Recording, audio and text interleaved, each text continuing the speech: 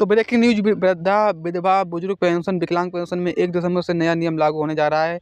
आप लोगों के लिए ये बहुत बड़ी खबर निकल कर आ चुकी है। तो देश के बुजुर्ग, विधवा और विकलांग नागरिकों के लिए खुशखबरी है। केंद्र सरकार ने 1 दिसंबर 2025 से पेंशन योजना में बड़े बदलाव करने की।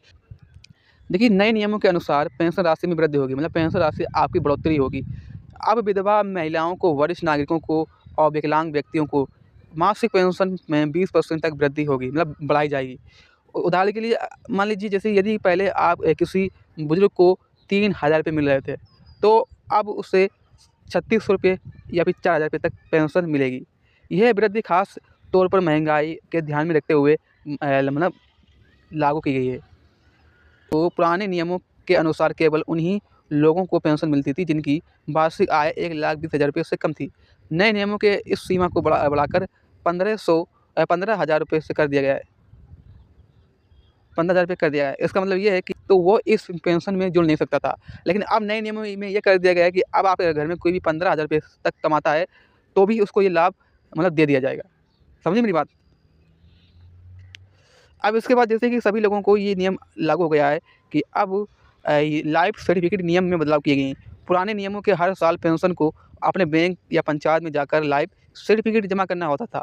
लेकिन अब 1 दिसंबर से सभी डिजिटल लाइफ सर्टिफिकेट स्वीकार मतलब कर दिया जाएगा। यह सुविधा विशेष रूप से बुजुर्ग और विकलांग व्यक्तियों के लिए आसान होगी।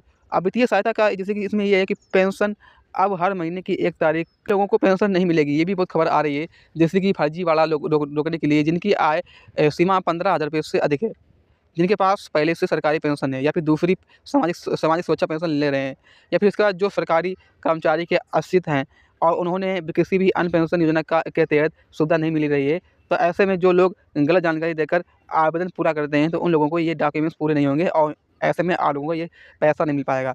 और विधवा और विकलांग पेंशन नागरिकों के लिए और रोज़मर्रा की ज़रूरत चीज़ें पूरी होंगी।